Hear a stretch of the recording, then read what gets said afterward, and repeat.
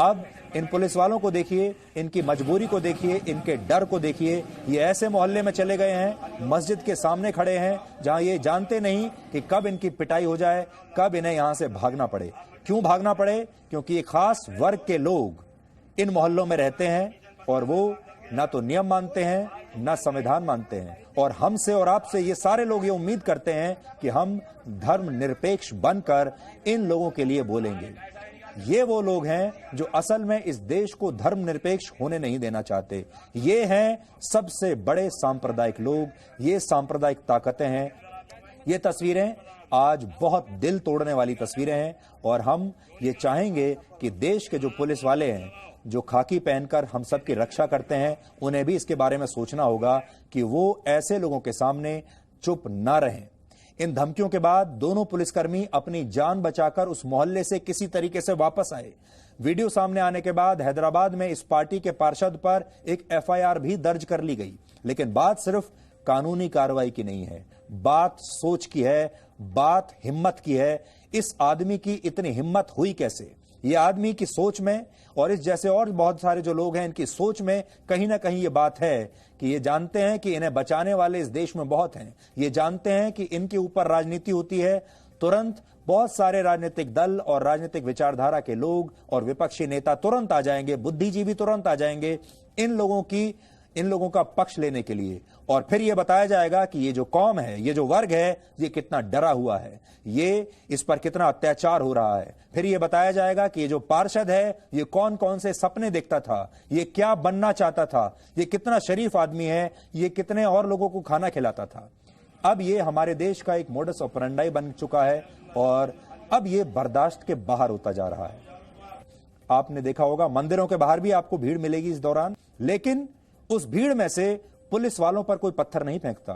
Police वाले की गिरबान पकड़कर कोई ये नहीं कहता कि तेरी हिम्मत कैसे हुई कि तुम यहां पर आओ। पुलिस वालों को वहां से भागना नहीं पड़ता। एक खास वर्ग है और कुछ खास जगहें हैं जहां पत्थरबाजी होती है। ये जो कोरोना काल है, इसकी एक बात जो लोग हमेशा याद रखेंगे वो ये है कि इस कोरोना के संकट काल ने कुछ खास लोगों को हमेशा के लिए एक्सपोज कर दिया। इस देश में भारत के साथ कौन है और भारत के खिलाफ कौन है, इसको एक्सपोज कर दिया। हमारे पास आज गुजरात के गोधरा से भी तस्वीरें आई हैं। गोधरा के एक इलाके में प्रशासन और पुलिस की टीम पर पथराव हुआ। प्रशासन और पुलिस के कर्मचारी इस इलाके को सील करने के लिए गए थे क्योंकि यह इलाका कोरोना वायरस का हॉटस्पॉट बन चुका है। गोधरा में सबसे ज्यादा संक्रमण के मामले इसी इलाके में हैं। इलाके में जब बैरिकेडिंग और सीलिंग के लिए प्रशासन की टीम पहुंची तो कुछ स्थानीय लोगों ने विरोध किया। लोगों को भड़काकर इकट्ठा किया गया और इसके बाद पथराव शुरू हो गया। हालत यह हो गई कि पुलिस को और ज्यादा एक्स्ट्रा फोर्स बुलानी पड़ी और भीड़ को काबू में करने के लिए आंसू गैस का इस्तेमाल करना पड़ा। पुलिस ने 30 लोगों के खिलाफ एफआईआर दर्ज की है, 10 लोगों को गिरफ्तार किया है। लेकिन सवाल वही है, बार बार एक विशेष सोच वाले लोग ही हर जगह, हर राज्य में, हर शहर में ऐसी घटना क्यों कर रहे हैं? सबसे बड़ा सवाल यह है, बार बार एक ही खास विचारधारा के लोगों का नाम कैसे आ रहा है? कैसे बार बार एक ही विचारधारा, एक ही वर्ग के लोग भारत को हराने के लिए एक अलग टीम बनाने में जुटे हुए हैं? इसलिए आज आप अपनी डायरी में नोट करके रखिए, ये लोग कौन हैं।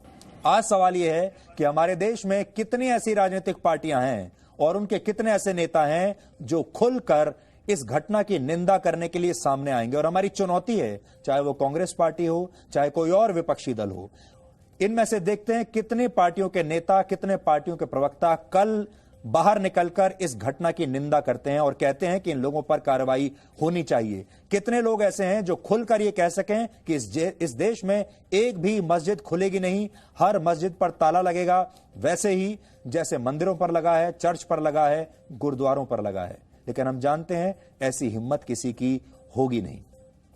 जो लोग इस तरह की घटना पर चुप हो जाते हैं, वही लोग ये भी कहते हैं कि देश को धर्मनिरपेक्ष होना चाहिए। देश में संविधान खतरे में आ गया, अभिव्यक्ति की आजादी खतरे में आ गई। क्या ये अभिव्यक्ति की आजादी है? क्या इसको फ्रीडम ऑफ स्पीच कहते हैं?